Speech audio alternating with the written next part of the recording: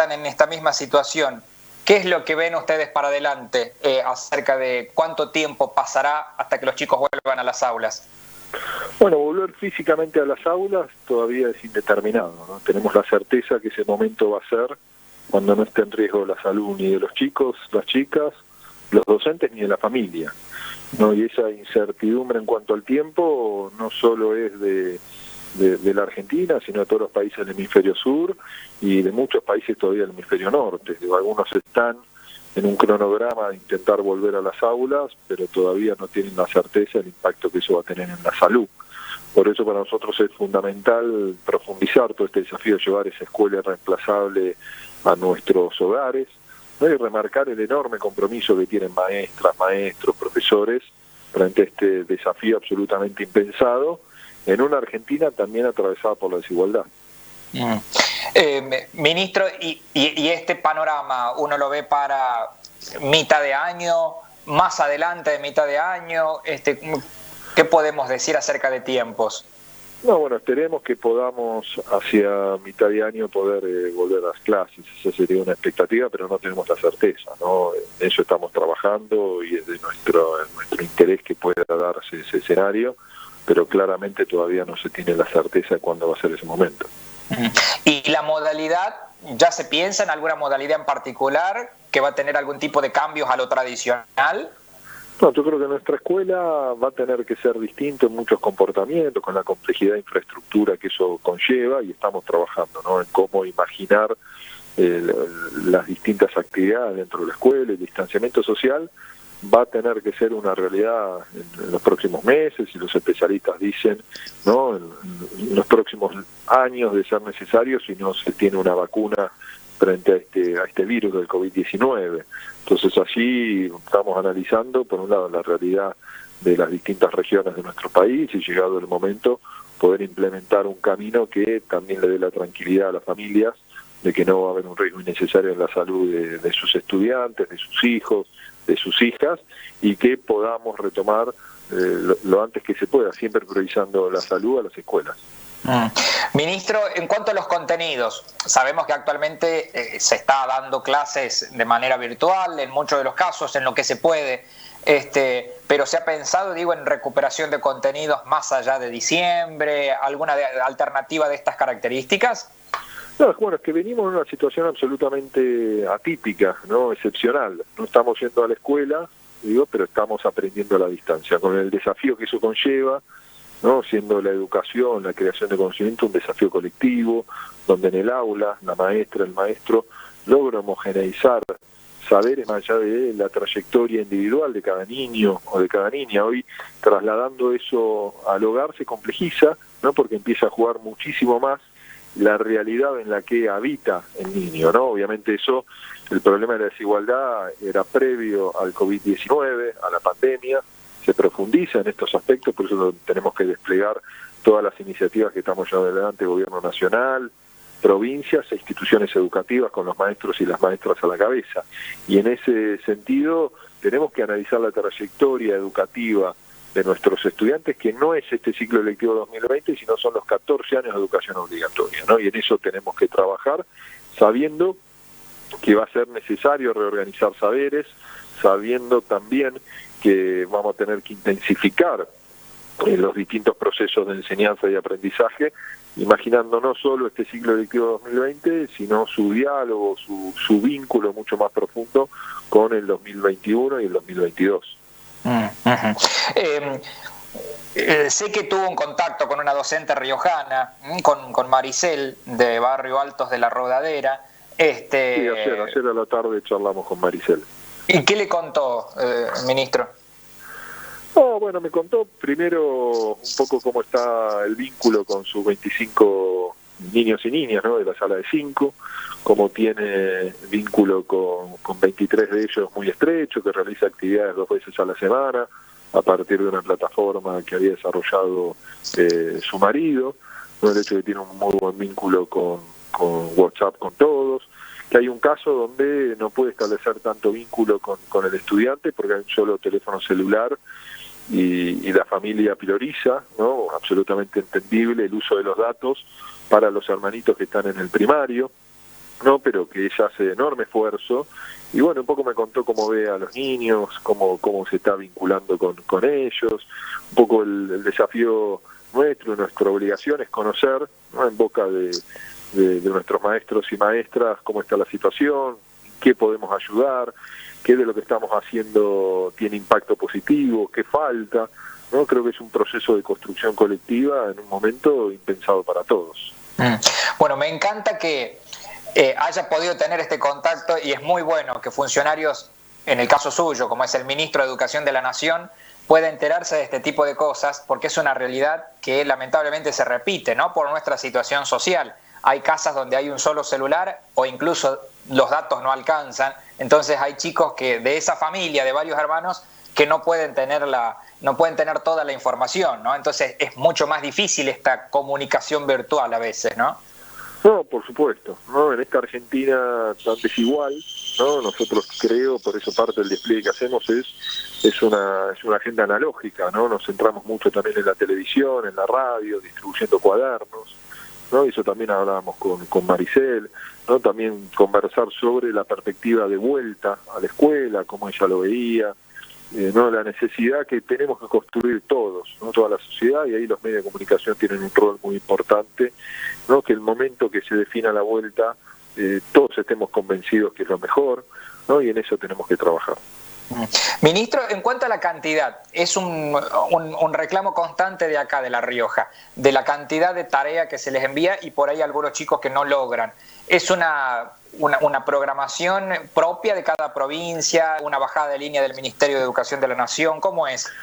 No, bueno, ahí tenemos que analizar la realidad de cada escuela, ¿no? Inclusive de llegar a cada docente, ¿no? A nosotros lo que más nos preocupa son esos casos donde no se ha establecido el vínculo entre la maestra, el maestro y el estudiante, ¿no? Maricel, para poner ese ejemplo, ella tiene un vínculo muy estrecho con 23 de sus 25 niños, con una niña en particular viene trabajando de manera directa porque tiene particularidades ella en su situación escolar, y con uno de los niños casi no tiene vínculo, pero su nivel de contacto es muy positivo, ¿no? Y habla de su compromiso y también el compromiso de la familia.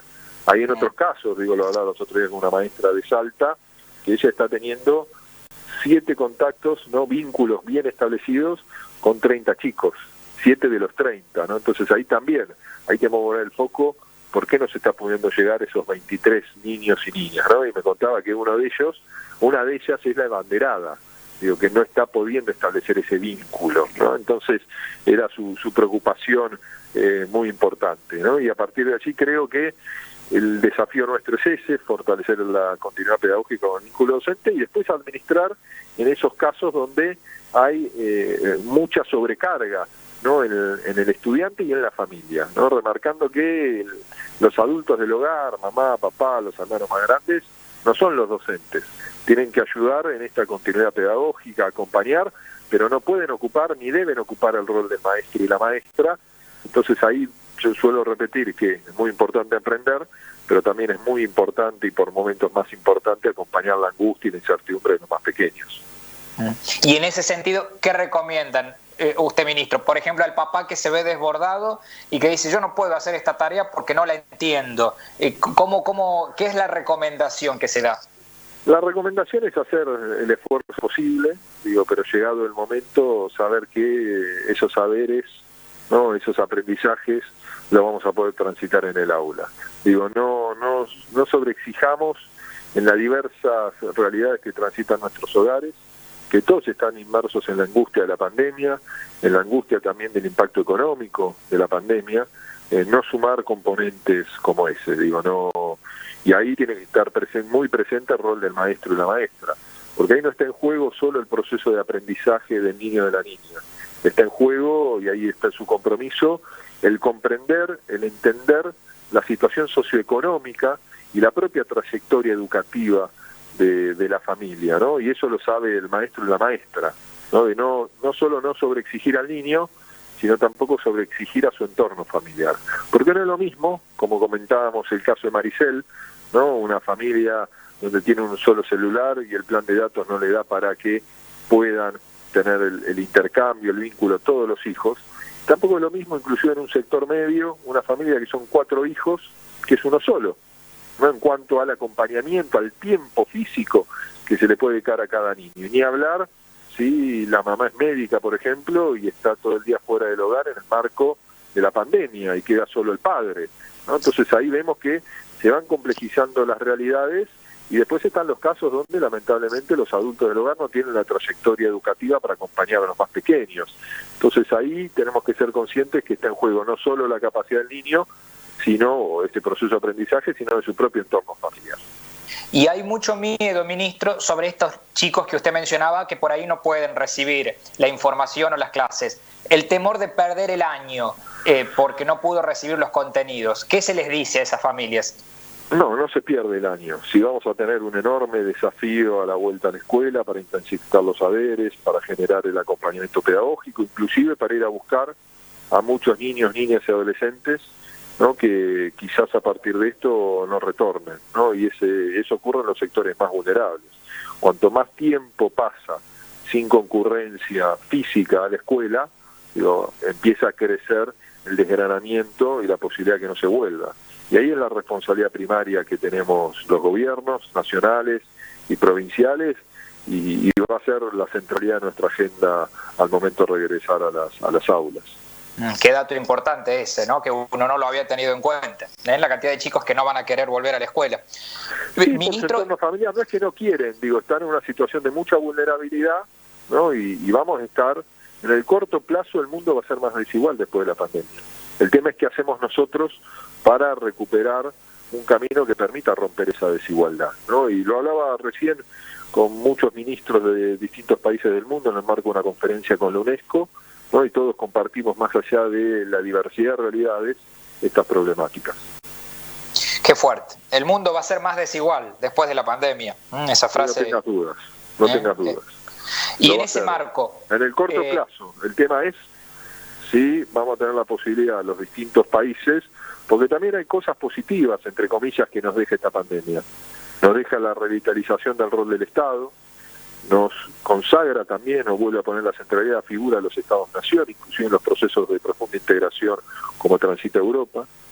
También es un momento que todos valorizamos la escuela y el rol del maestro y la maestra. Eso también va a ser algo muy importante de cara a superar esta etapa, ¿no? Donde todos nos damos cuenta, algo que quizás es evidente, pero de la cotidianidad habíamos perdido la capacidad de tenerlo presente, que es la centralidad que tiene la educación en la transformación colectiva, ¿no? Y lo que implica el rol del maestro y la maestra, y en estos momentos donde estamos generando un vínculo tan estrecho entre las dos instituciones educativas más importantes, que es la escuela y la familia, ese vínculo también lo tenemos que sostener de cara al futuro. Ministro, en esta desigualdad que se va a dar después de la pandemia, una de las herramientas para tratar de igualar puede ser volver con programas como Conectar Igualdad, por ejemplo. No, por supuesto. Son múltiples factores, ¿no? Hay que fortalecer la formación de nuestros maestros, maestras, la inversión educativa, los programas como Conectar Igualdad, ¿no? La distribución de computadoras, la conectividad de nuestras escuelas, el desarrollo de plataformas tecnológicas propias, ¿no? El hecho también de fortalecer herramientas como es Progresar. Cada una de estas herramientas son fundamentales en todo momento por la realidad de nuestro país, ¿no? Porque son derechos que garantiza la educación, es la llave a todos los demás derechos. Entonces ahí tenemos que poner el foco y, superada esta etapa tan compleja, la salida va a ser más Estado, un Estado más presente, un Estado que asuma su obligación de romper esas profundas desigualdades, ¿no? Es más fácil decirlo que hacerlo, por supuesto, pero creo que queda evidenciado, se desnuda a partir de la pandemia muchos problemas que en distintos momentos se pretendían ocultar. Y esto que usted está haciendo, ministro, como funcionario nacional, quiero rescatarlo porque es importantísimo, que pueda tener contacto con un medio de comunicación de la provincia de La Rioja, una provincia chica, o una comunicación con una maestra de la provincia de La Rioja, que le pasa directamente la realidad, sin filtros, y de esa manera tomar decisiones sobre políticas, ¿no? que vayan en contra de esta desigualdad tan grande.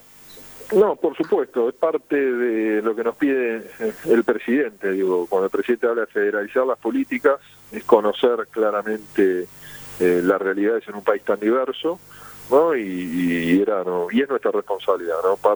Tuvimos que interrumpir parte de esa agenda de federalización de nuestra mirada sobre la educación. Lo hicimos, por ejemplo, en la provincia de La Rioja y Catamarca, una de las primeras reuniones de nuestro gabinete federal, viajamos con todo el gabinete del ministerio, estuvimos con el gobernador, con su ministro de Educación, con todo su equipo, y obviamente estamos interrumpiendo esta etapa de encuentro, de trabajo físicamente, pero la estamos llevando a la virtualización, y nos parece también muy importante escuchar directamente a los maestros y maestras y profesores de distintos niveles de nuestro sistema educativo y distintos puntos de nuestro país.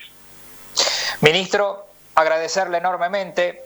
Quiero decirle que en estos momentos me llegan mensajes desde toda la provincia de La Rioja que están escuchando la radio. Nosotros estamos en Capital, pero salimos en todo el interior, y hay muchos docentes y muchas mamás y papás que están escuchando la radio ahora atentos, y en muchos de los casos por ahí hasta desanimados, porque creo que nos pasa a todos, ¿no? Este momento de crisis que vivimos, y escuchar una palabra donde, bueno, te dan un poco de aliento, siempre sirve. Así que le pido un mensaje para todos los docentes y alumnos de La Rioja.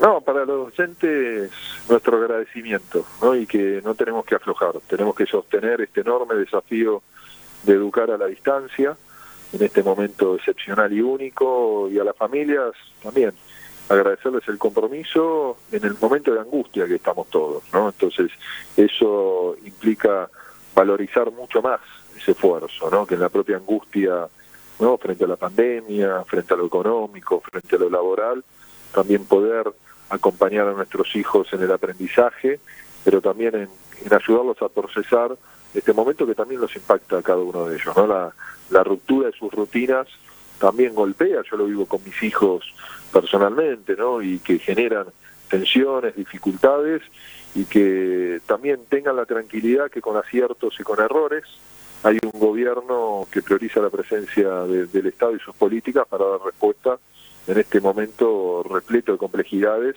pero que cada medida que toma el gobierno lo hace pensando en la sociedad, y creo que está comprobado, ¿no? Muchos de inclusive informes internacionales hablan, ¿no? del protagonismo que está teniendo el gobierno argentino en tratar de abordar todos estos desafíos que surgen día a día a partir de la pandemia. Así que muchas gracias a ustedes por el tiempo. Abrazo, ministro, muchísimas gracias. Un abrazo grande, gracias. Hemos hablado con el ministro de Educación de la Nación, Nicolás Trota.